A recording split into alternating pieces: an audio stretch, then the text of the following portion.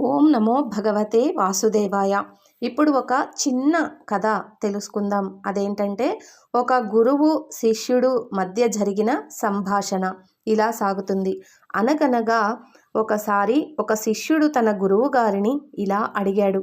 గురువుగారు, నేను ఎన్నో పుస్తకాలు చదివాను, కానీ అందులో చాలా విషయాలు నాకు గుర్తుండట్లేదు, మర్చిపోతున్నాను. అలాంటప్పుడు అసలు చదవటం వల్ల ఉపయోగం ఏముంది? గురువుగారు వెంటనే సమాధానం ఇవ్వలేదు. మౌనంగా ఉండిపోయారు. కొద్ది రోజుల తర్వాత వాళ్ళు నది ఒడ్డున కూర్చొని ఉండగా గురువుగారు ఆ శిష్యుడితో, నాకు దాహంగా ఉంది, అక్కడ కింద పడి ఉన్న ఆ పాత జల్లెడతో నాకు కాస్త నీళ్లు తీసుకురా అని అడిగారు. శిష్యుడు అయోమయంలో పడ్డాడు.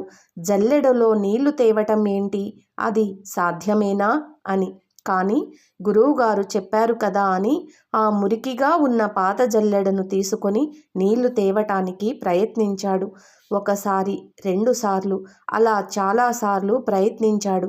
ఎంత వేగంగా నీళ్లు నింపినా అవి కారిపోతూనే ఉన్నాయి. ఒక్క చుక్క కూడా నిలబడలేదు.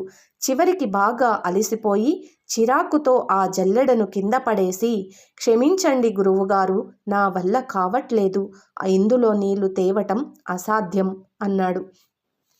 అప్పుడు గురువుగారు నవ్వుతూ, నువ్వు ఓడిపోలేదు, ఒకసారి ఆ జల్లెడను సరిగ్గా చూడు అన్నారు. శిష్యుడు ఆశ్చర్యంగా చూశాడు. అప్పటిదాకా దుమ్ము ధూళితో నల్లగా ఉన్న ఆ జల్లెడ ఇప్పుడు తలతల మెరుస్తోంది.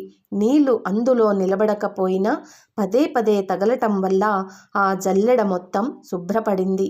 అప్పుడు గురువుగారు అసలు విషయం చెప్పారు. పుస్తకాలు చదవటం కూడా సరిగ్గా ఇలాంటిదే. చదివిన ప్రతి విషయం నీకు గుర్తుండకపోవచ్చు, జల్లెడలో నీళ్ళలా జారిపోవచ్చు. కానీ నువ్వు చదువుతున్న ఆ కాసేపు నీ మనసు కొత్తగా మారుతుంది. నీ ఆలోచనలు శుద్ధి అవుతాయి. నీకు తెలియకుండానే నువ్వు లోపలి నుంచి ఒక ఉత్తమమైన వ్యక్తిగా మారుతావు.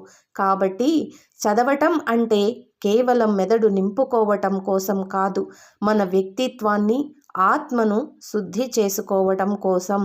ఓం శ్రీకృష్ణార్పణమస్తు.